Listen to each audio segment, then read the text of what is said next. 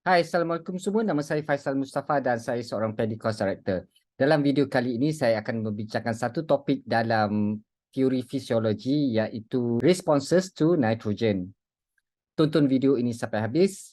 Jangan lupa untuk subscribe kepada YouTube channel ini, tekan like, tekan loceng dan sharekan kepada teman-teman anda. Sekiranya anda mempunyai sebarang persoalan ataupun pertanyaan tentang topik yang saya bincangkan, anda boleh tinggalkan di bahagian komen. Sekiranya anda berminat dengan topik ini, anda boleh hubungi saya untuk mengetahui apakah latihan-latihan yang ada yang merangkumi dalam tajuk ini.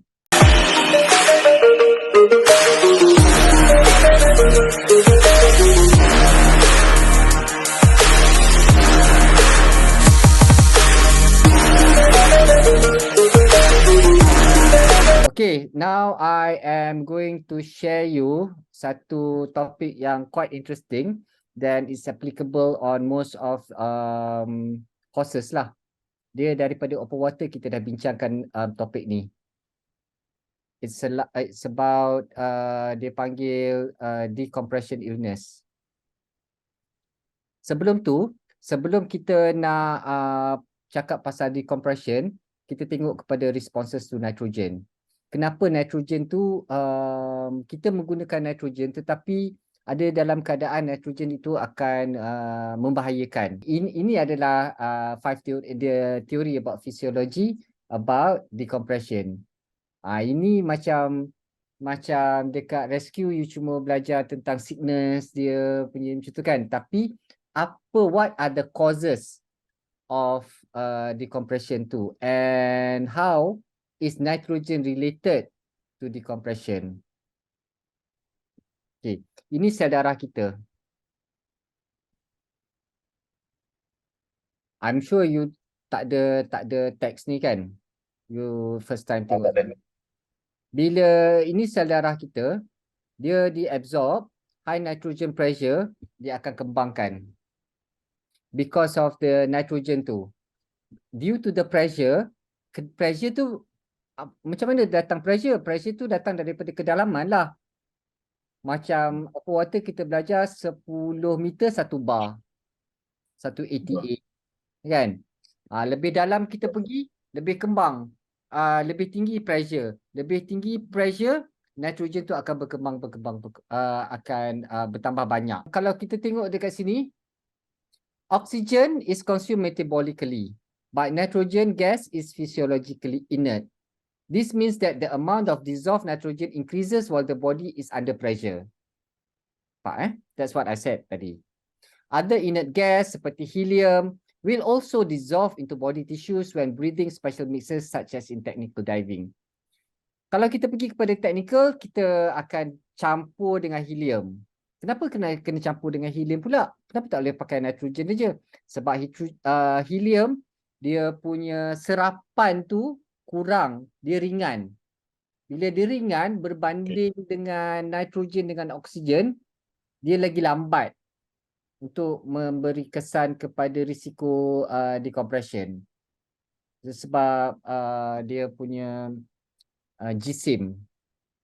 At depth, nitrogen pressure in the lungs is greater than in the blood. So nitrogen dissolve into the blood, then form the blood to the tissue. Inilah blood cell. Okay. Now, half time. Berapa banyak? Sekarang ni kita tengok pula berapa banyak nitrogen diserap ke dalam tisu badan kita dalam satu-satu dive tu. Okay. Kita tengok tisu half time ni, yang color-color ni senang sikit nak macam imagine lah, nak fahamkan dia. The first 5 minutes that you go diving, 50% of the nitrogen dah masuk dah. Dia macam ni Mac. Aku bagi contoh kan. Macam kau compress air dalam tank. Okay? Kau compress air dalam tank 200 bar penuh. Actually dia boleh sampai 250, 260. Dia boleh, tapi jangan take risiko lah. 200 lah. Kalau tak 200 kau stop. Bila dia dah stop, kau buka. Biarkan dia terbuka dekat udara lepas lah. Dekat ambient lah. Mula-mula, dia akan kan? Dia akan pacut. Lepas tu, dalam satu jangka masa yang tertentu, dia ada lagi, tapi dia punya pancutan keluar air tu bertambah perlahan. Perlahan. Air ada lagi, tetapi kadar dia pancut tu reduce. Sampai ke macam 1 jam macam tu, ada lagi air. Tapi very slow. Itu yang lebih jelas lah. Selalunya kadang-kadang pun kita untuk orang yang non-diver tu kita pakai macam belon. Belon kita keluar, lepas tu dia slow. Ada lagi air. Tapi dia tak keluar dalam kepantasan yang sama saja sampai belon tu kosong. Tak. Dia pantas, lepas tu dia keluar juga. Tapi slow. Yang last kali, lambat, nampak? Dia dalam 30 minutes for the 5 minit yang terakhir 98.4% masuk ke dalam. Dia terbalik lah. Dia mula-mula 50%, 75%, 87.5, 93.8, 96.9, 98.4. The longer you go. Tetapi dia ada satu tahap dia panggil saturation. Saturation tu apa? Ketepuan. Okay, let's read out the text. Given enough time at depth, the body saturates by reaching equilibrium. Equilibrium tu dalam tahap tepu dia dah tak boleh nak tepu. Equilibrium ni contoh dia macam gula kan. Kita masuk dalam air, kita kacau, dia larut.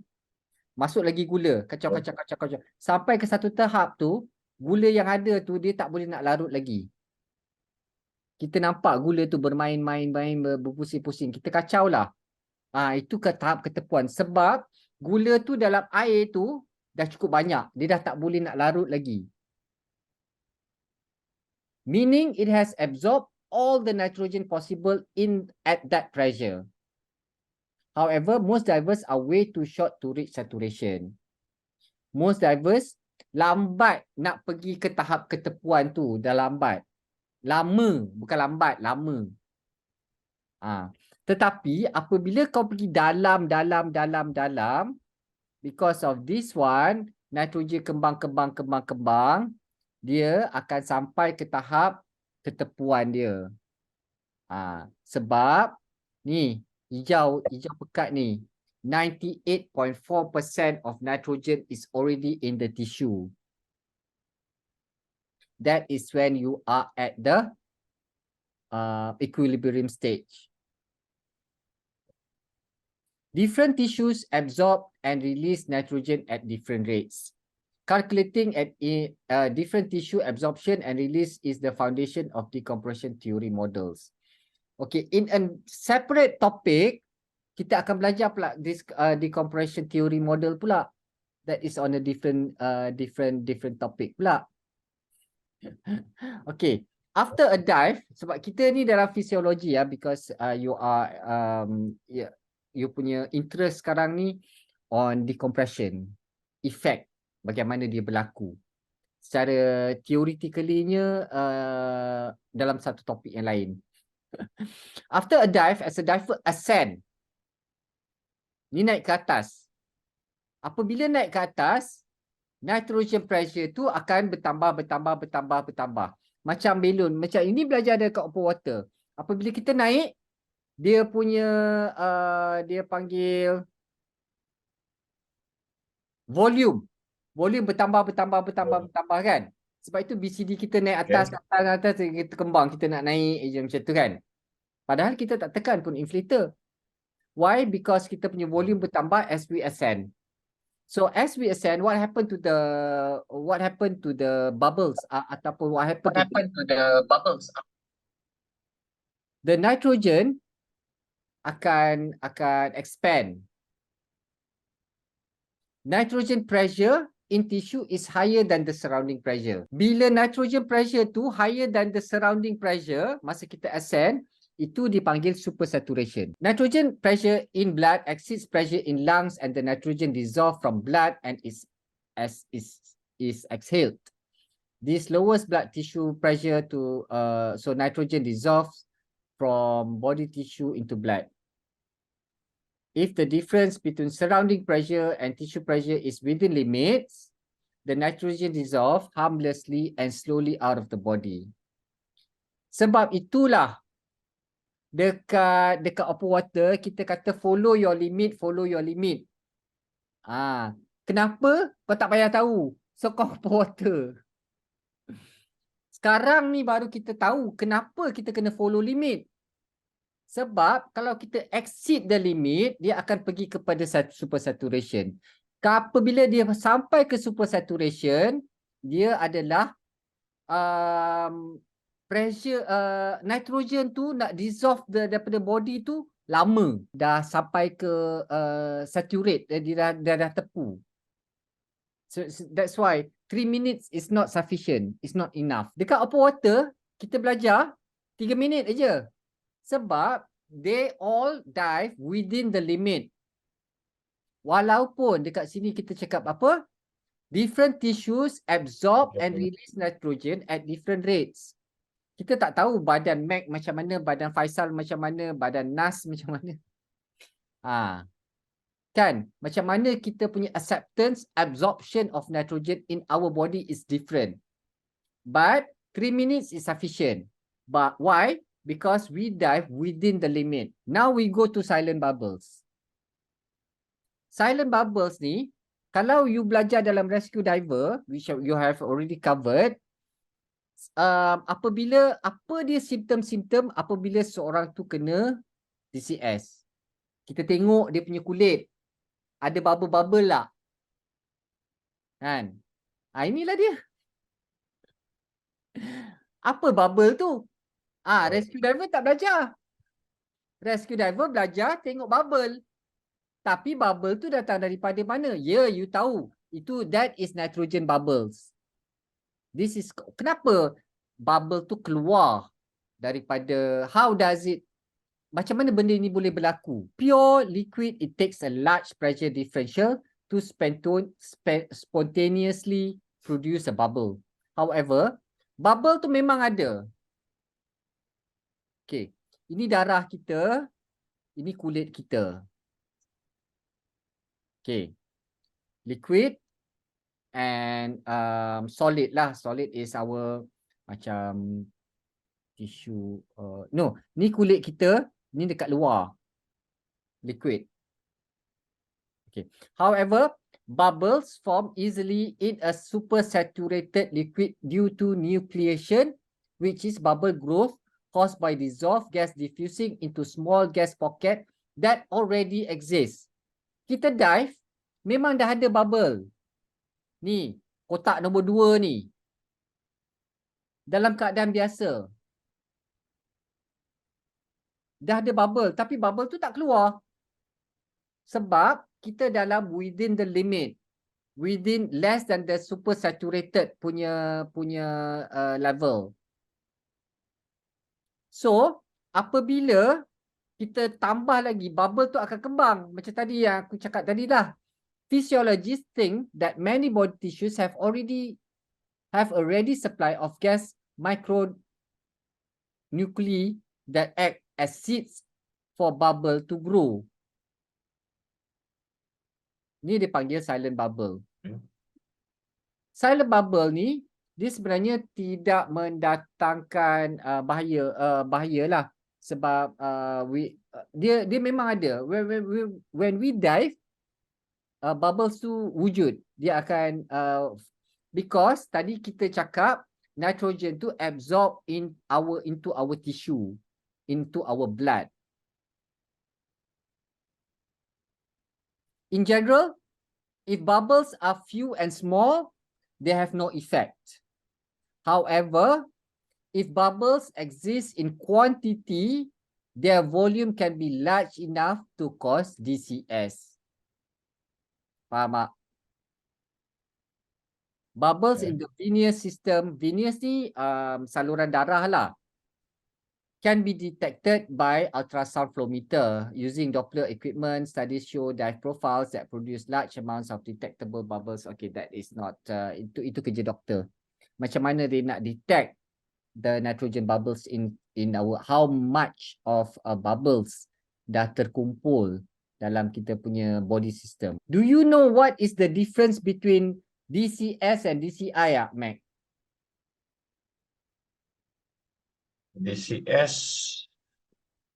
DCI apa ni, decompression illness. DCS is decompression sickness. So illness means sickness. Sickness ada dua. Dia illness dengan satu tak ingat yang dia punya ni. Tapi sickness means dia adalah keseluruhan. Kalau illness dia fokus kepada satu je. Betul. Penyakit. Yeah. Yeah. Look at my notes. Look at my mind mapping. Atas sekali tu DCI. DCI comprise of two. Yeah. DCS and lung overexpansion. Lung overexpansion is also part of DCI. DCS is also part of DCI. DCS is a subset of DCI. Okay. So when you talk about lung overexpansion going up too fast, itu DCI ya tu. Itu dipanggil lung overexpansion. Lung overexpansion is a effect to the nitrogen juga. That is an illness. Okay. Lepas tu kita belajar masa rescue diver, kita belajar pasal simptom-simptom. Apa simptom-simptom DCS? One of the symptom adalah sakit kat joint. Sakit kat joint. Itu aja. Adalah belajar lebih sikit. That is dia panggil the nitrogen bubbles berkumpul dekat joint-joint ni. Okay? Macam ni lah jadinya. Itu yang kita rasa macam lenguh. Nak urut aja kan. Apalah tu. In many types of DCS, the exact injury mechanism is still a mystery because the interaction between bubbles and tissues is complex. It's very difficult to determine. Physiologists theorize that effect may come from cause including irritation to blood vessel walls, biochemical process, local clotting, possible immune system attacks. Okay, itu kita tak pasti, sampai doktor pun tak pasti tentang tu. Susah nak cakap lah. DCS tend, look at the bold part. DCS tend to be delayed after the dive. Though about half the cases appear within an hour, some takes up to 36 hours. Sebab itu masa kita belajar RDP, table kan, X, Y, Z. Apabila kita dalam pressure group X, Y, Z, apa kita buat?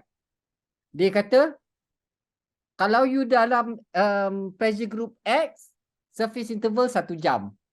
Kalau you dalam WX, W dengan X.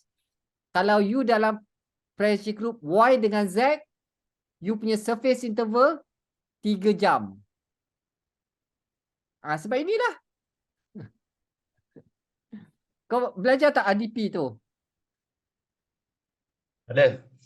Kan? Do you remember that? Bila you dalam pressure WX, Y dengan Z? Do you still Dia remember? ada time dia. Dia kan ada A, B, C, D kan? A, B, C, D pressure group kan?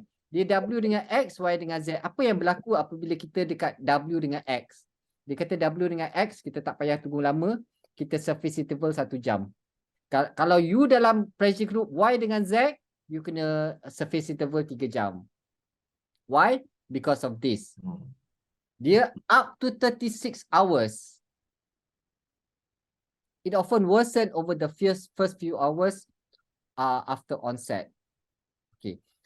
Pressure group dalam RDP tu Because why? Because of the nitrogen ni lah. Yeah. Ah, Then it's the most conservative yang kita boleh bincangkan, yang paling selamat lah kalau kita plan mengikut RDP lah, bukan mengikut komputer. Yang lain yang seperti biasa, common symptom of DCS adalah fatigue. Tapi fatigue ni pun susah kita nak determinekan kenapa fatigue mengah ni menjadi salah satu punca, salah satu simptom kepada decompression. 75% of DCS, kalau kita nak tahu orang tu kena DCS ke tidak, 75% research cakap dia sakit sendi. So itu je. Tanggungjawab dive master, rescue diver, tengok dia punya sendi. Kita tanya dia tanda-tanda, sign. Because kalau dia sakit sendi, 75% memang DCS. That the study has shown. Selain daripada tu, kita tengok kepada efek-efek yang lain seperti tingling and numbness, kebas unconsciousness, respiratory arrest, and paralysis. Let's look at the predisposition to DCS. Okay, these are among predisposition lah. Obesity, fat tissue, age, dehydration, injuries and illness, alcohol, excess carbon dioxide, cold water, heavy exercise, altitude, history of DCS. Dia pernah kena DCS, tak mustahil. Sikit-sikit aja kau terkucil, kau akan kena lagi DCS. Jangan selalu buat masa muda-muda ni, janganlah selalu DCS. Because efek tu akan datang apabila kita dah usia sama juga dengan sakit-sakit lain kan. Dekat tua macam-macam lah. Yes. Dia efek dia sebab kita punya lifestyle masa kita muda-muda dulu. Samalah kalau kau diving tu macam setan, kau dah tua, tak ada apa-apa pun, padahal dia dah DCS. Dekat masa dia dah umur, selalulah dia akan kena walaupun dia over just a little bit of dia punya limit. Inilah tadi yang you answered. Apa DCI pula? Apa beza dengan DCS? Kan? So, DCI tu macam what I have drafted here, it comprises of lung overexpansion and DCS. That is DCI. However, when talking about the specific conditions caused by dissolved nitrogen coming out of solutions, use DCS. Don't interchange with DCI, sorry. Either accident yang berlaku, dia punya rawatan dia sama je. EFR. Oxygen. Ni first aid treatment Macam like what you have studied, like what you have learned. Before this, start by giving the patient with oxygen, preferably 100% pure oxygen. Why? Because by breathing oxygen lowers nitrogen level in the lungs, which accelerates elimination from tissues. Why? Because in simple term, oksigen ni berat. Bila oksigen berat, kita sumbat ke dalam, dia flush. Dia flush apa-apa gas-gas nadir. Gas-gas nadir tu keluar. Flush out. Dengan cepat lah. Itu saja. Because nitrogen tu berat. It also rises blood oxygen levels to assist tissue with blood flow reduced by bubble blockage. Okay, kalau dia macam block dekat saluran pernafasan, dia akan flush. Dia akan macam flush lah. Macam kita flush lah.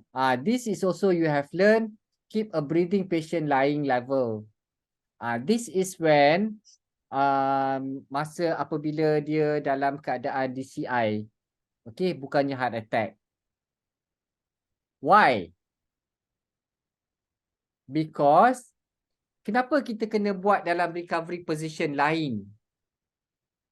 Itu kita tak belajar. Dekat sini kita belajar pula. This position helps keep the airway clear if the patients vomit. Tersangkut. Itu adalah efek-efek yang dia akan kena apabila dia decide dia nak muntah. Apabila dia muntah, dia akan keluarkan benda-benda tu semua sekali, tak nak sangkut. So kasih dia relax supaya benda tu semua keluar dekat situ. Sebab itu kita kena mengiring. Advise the patient not to sit up even during transport or if feeling better. Lay a non-breathing patient on the back for rescue breathing and CPR. Monitor airway, breathing and circulation.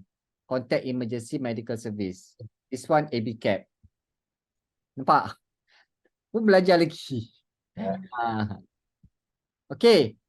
Now we go to narcosis. Narcosis ni open water pun kita belajar, rescue pun kita belajar. Okay. Dalam open water kita belajar pasal narcosis ni because of the effect of the nitrogen aja. Okay. Ada orang 18 meter pun dah kena narcosis. Ada orang 30 meter tak kena-kena pun. Ada orang tak kena langsung. Another response to breathing nitrogen and other gases is narcotic effect at depth. Dipanggil nitrogen narcosis. Selalunya nitrogen narcosis berlaku apabila kita melebihi 30 meter. Fortunately, ascent to a shallow depth quickly relieves narcotic symptoms, usually with no after effect. Itu aja. Itu yang kita belajar masa open water dan juga rescue. Naik dekat atas. Shallow, but not to the surface. Dah memadai. Ascend to a shallower depth.